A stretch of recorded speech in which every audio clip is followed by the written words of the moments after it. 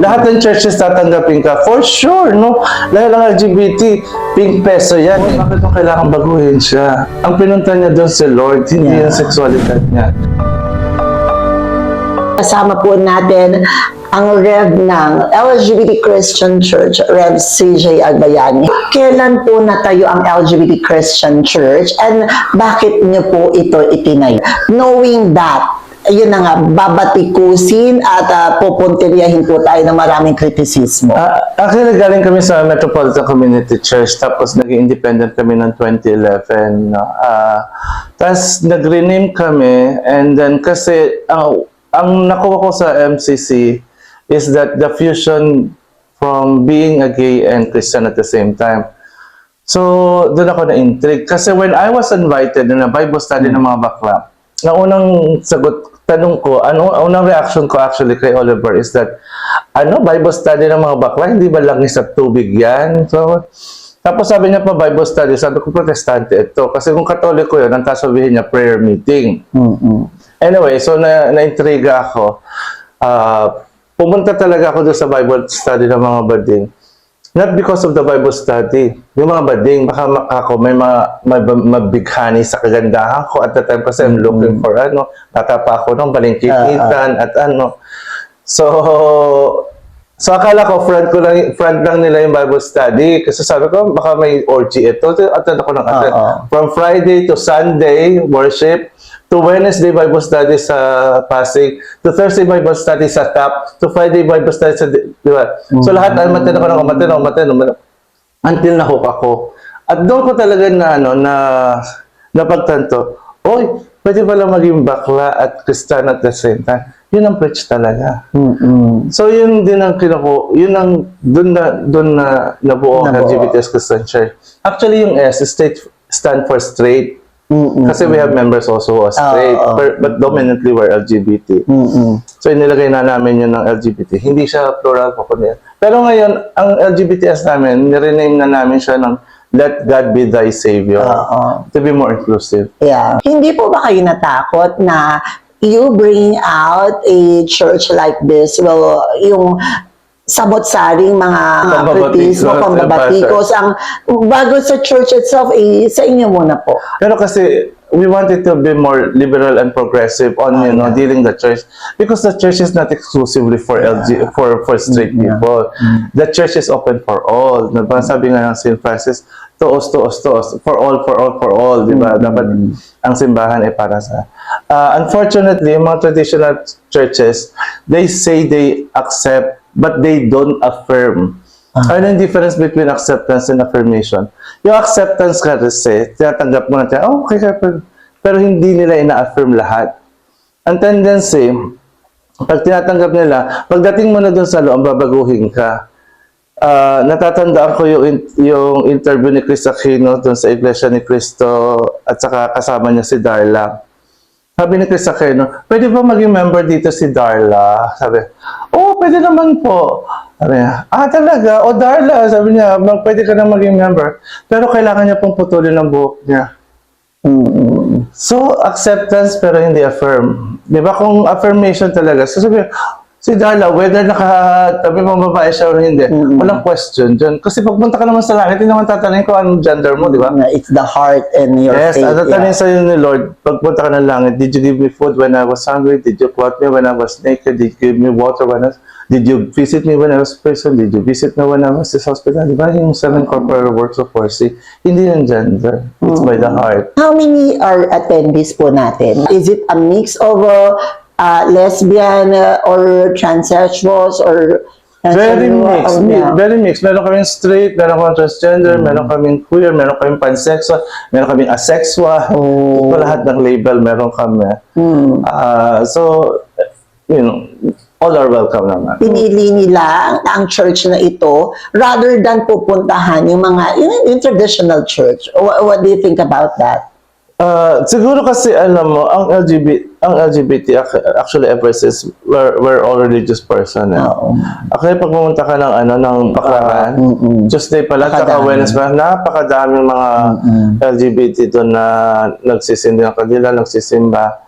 Kasi we're very religious. Personally, ako naghahanap ako ng isang safe space to worship, na walang pagtatangi, walang pangos. Ayun, tumataas kami na hindi kami, alam mo, hindi ka naka-conscious, hindi ka kung magsalita ka ng baklang-bakla dyan, hindi ka, Manamit ka ng baklang-bakla, kahit di ba? yung damit mong yung comfortable ka.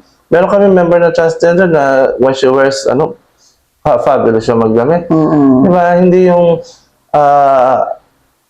yung magdadamit niya kasi nga binabagay mo kung ano sasabihin ng iba. Sa amin walang ganun. Dapat naman walang ganun. Dapat talaga naman. It is the heart and your heart to God. Yung kung paano mo siya i-glorify at di ba bigyang pagpupuri. Yun ang importante. What can you say about na yung mga pagbabatikos po sa church na inyong itinayo at lalo na sa inyong pagkatao, ayan ay hindi natin maiiwasan, di ba? Diyos ko, tinawag na akong anak ni Satanas.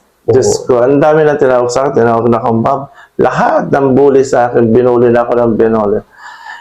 Nantsalat lang ako. Jacqueline Jose Empel. Kasi, sabihin mo hindi ako naapektuhan ako naman, syempre. Pero sabi ko na, this is not mine, this is God's, di ba?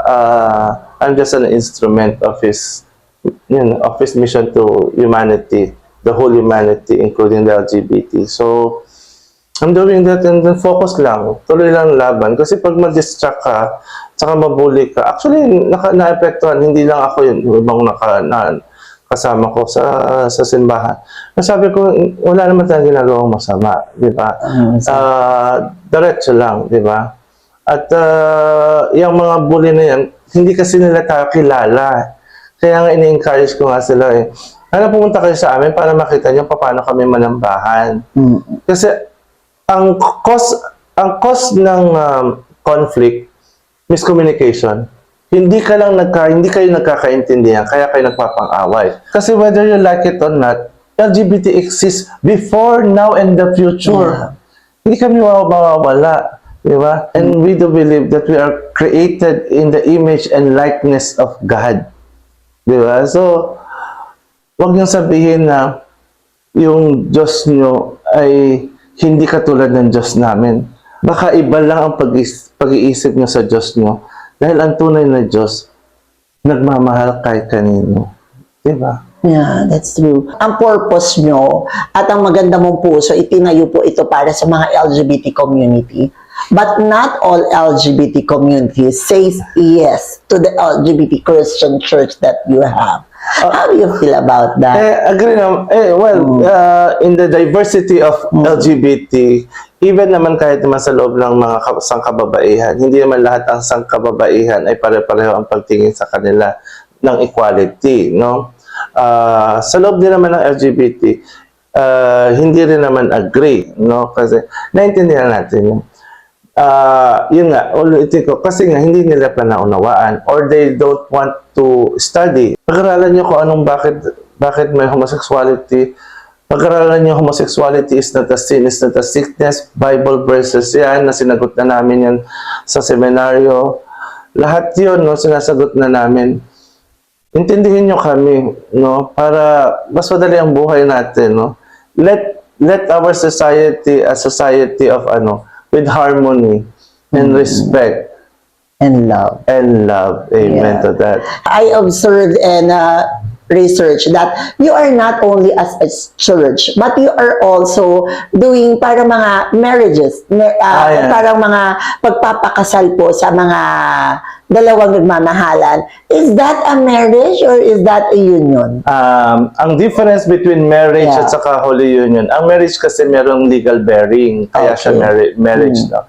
Kaya hindi namin tinatawag na marriage. It's the right of Holy Union. Yeah. The right of Holy Union is part of the 2 sacraments and 5 rites of the LGBTQ Christian Church.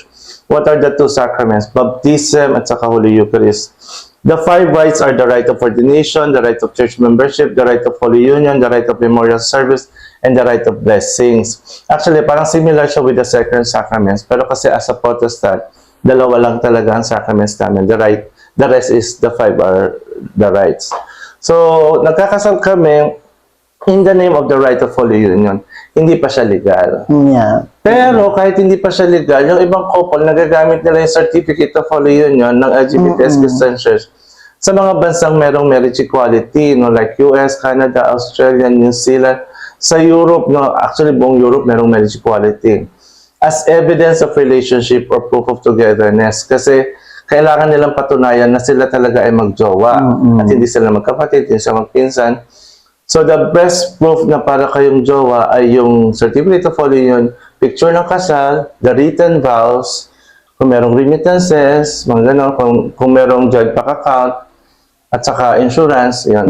Para mapatunayan. Kaya nakukuha. Actually, sa Canada, halos lahat ng mga kinasal ko nakuha nila. Mabait ang Canada.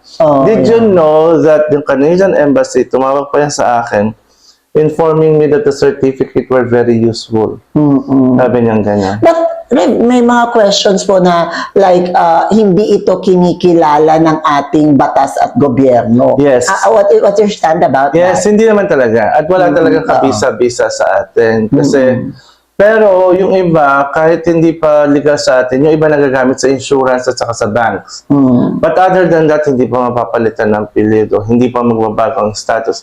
Kasi nga, wala pang batas na kumikilala sa LGBT as family pag kinasal na. Pero nakakabigla po, no? From the time na nakilala ko po kayo, now that I'm seeing your calendar, grabe po yung calendar mo, full pack on February to March. Ibig sabihin, ganun po kadami ang mga LGBT community who would really like to get married and settle down. Yes, at alam nilang hindi pa yan legal. So kung hindi legal, what is that union? Or what is that Anong marriage for? Okay. Para di ba magtataasan ng kilay ng mga ating mga manonood. Bakit pa ikakasal? Eh kung hindi na naman, pwede naman magsama na lang. Okay. So, di ba? There are many reasons why people marry actually. The first reason is that they want to bind together. No, talagang in all religions there are form or rituals of a wedding, no. The second reason why people marry is they want to present to everybody na ito akin na to, ito akin na to. That's why yung mga witnesses, yung mga saksi importante sa kasal. And third and most important thing why people marry is because they're seeking the blessing of God. Yun talaga ang habol nila. Kahit sabihin mo nang walang bisa, yun ang hinahabol nila. Kasi after ng kasal, they are creating their own family. Diba? Pagkatapos nila ng kasal, bubuo na sila ng pamilya nila. Kaya part of the question na tinatanong ko sa counseling is that anong plano ninyo 5 or 10 years from now? Diyan lalabas yung gusto nila magkaroon ng anak, especially ngayon merong in vitro. Diyan yung nagpaplano magkaroon ng sariling bahay, magkaroon ng business, magkaroon ng sasakyan. Kasi nga, nagpaplano na sila. Kaya they want to start a relationship in a wedding. Every Sunday to worship. Time is? 5 o'clock. And Ginaganap na namin doon sa isang bar dyan sa Visayas, sabi, Happy Days ang pangalan. Sa second floor naman kami. Kasi doon malaki-laki at saka aircon. Meron kaming Wednesday, Novena to Amado Perpetual Help online and Friday Bible Study. And then the Sunday worship. what keeps you going in order for to sustain your LGBT church? Yun nga, I'm very thankful, by the grace of God naman ako, diretso pa rin kami. Ang finances namin, pinakukuha namin sa fee for Holy Union, yun yung yun yung gas namin, kasi pambayad ng bahay, ng internet, everything, pagkain din namin, syempre. So, doon namin kinukuha. Magkano lang ba naman na binibigay ng mga miyembro sa Sunday? Minsan, hirap na hirap pa silang maibigay yung 100. Naintindihan natin yun, di ba? Hindi mo naman kailangan require sila na magbigay. So, kung ano lang yan. So, yung Holy Union rights, doon kami nakakakuha ng source of funds namin. Yeah, in order to sustain, the ministry. How do you foresee the LGBT Christian church and your hopes para sa ikauunlad ng ating church? I hope sana may mag-donate ng isang lupa sa amin para sa physical church. church building ng LGBTS Yeah, Christian amen for Church. that. Sana isa sa mga ating manonood na parte rin ng LGBT community na medyo may kaya dyan. Kasi ang purpose naman talaga niya ay bukay busilak at para sa lahat. Oo, yun. Kaya I hope for that. Yeah, sana magkaroon tayo ng isang physical church building para yun, no, meron ding mapuntahan ng mga bakla. Yun, a really safe space for all. Na pag nasa loob sila ng simbahan, na secure sila, pwedeng tumawang, malakhak, mag-bucon, gayloto, nang walang magtatangi, walang manghuhusga. Sana mangyari po yun, Rev, no? Na kung saan ang bawat isa ay nakakapag-express ng sarili na walang pangindaan. And I think that heaven will gonna hear that. Amen. Diba? Amen. Ang sarap. Ang sarap pakinggan siguro nun, no? Glorify at ang ating Panginoon ng hindi tumitingin sa kaliwat kanan o sa likod mo na may tatapik na hindi ka pwede dito sa lugar na ito. It's nice. It's nice po. I hope for your success, Rev, at marami pa pong makasal na mga LGBT community out there. Di ba po, this coming, I think, June, you will have a mass wedding again? Yes, June 13, 2026, 10 a.m. sa Eco Verde Hotel. That's in front of SM Annex. Sa likod lang na Eurotel. I'll be witnessing that. Yes, please. Is that, paano po mangyayari? Ano po procedure para maikasal po? Mag-register lang sila, tapos pag nag-register na sila, bibigyan sila ng number, couple number, gano'n. Kasi ngayon, couple number 12 na. So, nasa February pa lang kami. And by experience, pag palagpit ng palapit hanggang May, saka naman, alam mo naman, natin mga Pilipino, kung kailan huli na, saka nag-register. So, yun, register lang, tapos counseling, tapos yan, sa araw ng kasal. May photoshoot din sila. Usually, we do the photoshoot sa Ninoy Aquino Parks and Wildlife kasi nga maganda yung dyan sa wildlife. Instagrammable. So, napakarami niyong naipakasal. Di ba po? Medyo marami na. To be honest, mga kulang-kulang nasa mag-8,000 na yung kinasal Grabe, ko. ang dami. Maraming salamat. Naway matuloy ang ating panalangin sa pag-unlad po ng LGBTQIA+ at may LGBTS Christian Church at naway makakuha po tayo ng tulong mula sa mga iba't ibang sektor. Dahil ang ating namang ang ating namang puso dito ay just to glorify the only God that we have. At nag-iisa. Marami pong salamat, Rev.